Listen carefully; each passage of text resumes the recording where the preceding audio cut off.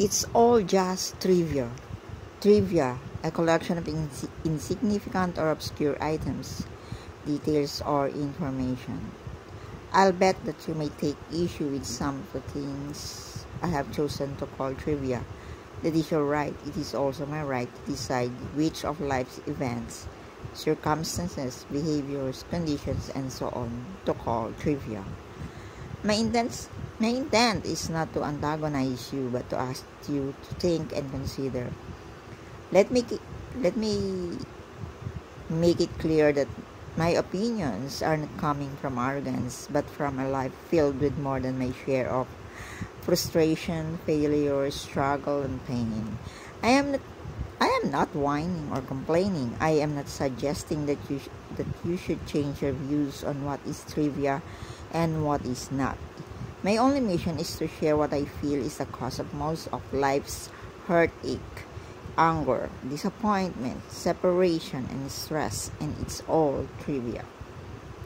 Patience is a virtue. So you want it now, all of it, not willing to wait patiently at the gate of happiness and success. You struggle, pursue, push, pull, fret, and stew over why life doesn't give you what you want when you want it. Welcome to a life filled with stress, disappointment, anxiety, and wasted days and months.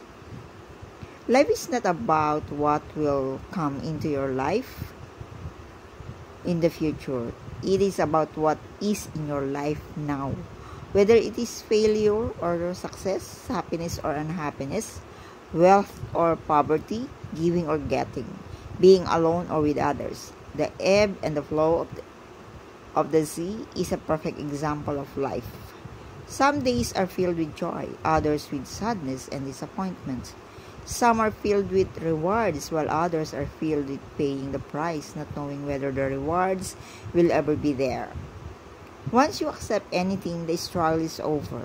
Once you turn over your frustrations, desires, dreams, hopes, and life to life, you will be amazed at how quickly what you need, not necessarily what you want, will appear.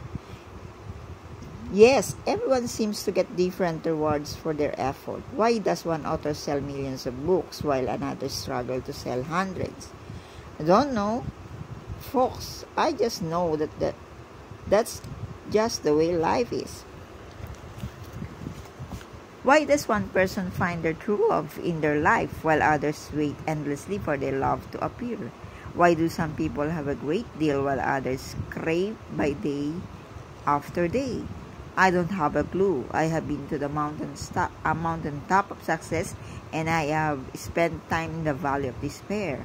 I know the frustration of waiting and the joy of effort. I know the anxiety of false hope, and I have experienced the thrill of unexpected success. Why? I can only tell you that I released and learned to live with patience. Whatever was due me in relationship to my effort, desires, and dreams came to me. It didn't always look like I pictured it, but nonetheless, what I learned, deserved, or needed came into my life. The skill I had to develop was that of acceptance, not manipulation. I had to learn to accept with dignity, gratitude, and love rather than whine, complain, and moan about why what came didn't match my desires. Life is like this. Everyone gets what they get in life for many reasons. I no longer question the motives of God, the lessons of life, and the outcomes I get. This does imply by any means that I sit in my office waiting for the phone to ring and FedEx to deliver good news and checks. It just means that I have to do my part and then let go of what the picture will look like when it is finished. Want to make God laugh? Tell Him your plans and timetable. Peaks and valleys. When you try to reach the mountaintop in your career or your life, you are bound to experience peaks and valleys, ups and downs. No one, I repeat, no one who has ever achieved success in some calling has ever done so without some adversity, failure, or discouragement from different circumstances or struggles. If you know of someone, please tell me. I would love to talk to him or her. There are benefits to being on the top of the mountain. There are benefits to being in the bottom of a valley in your life. And there are benefits to rising out of the valley as well as falling from the mountain top. If your attitude is that you will always be on top, you are setting yourself up for frustration, anxiety, and depression. If your attitude is that there are no benefits to failure, I guarantee there is nothing I can say that will change your mind. Let's take a brief look at some of the benefits of being in the valley. However, if you are on a roll and have been on the mountaintop for a while looking down, you may not be open. You may not open to any ideas on how to stay there or how to prevent your eventual fall. However, you choose to define falling, being at the bottom, can force you to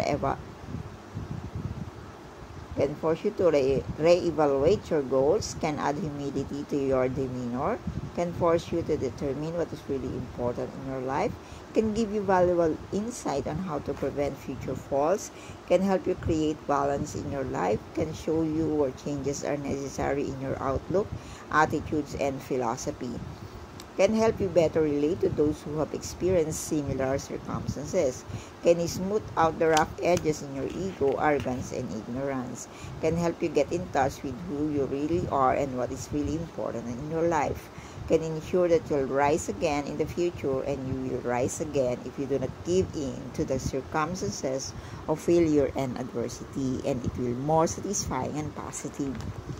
Remember, being on the mountaintop is a position of responsibility and humility. It is a time to reflect on how you arrived and who aided your journey. To do otherwise is to guarantee an early and devastating fall again and again.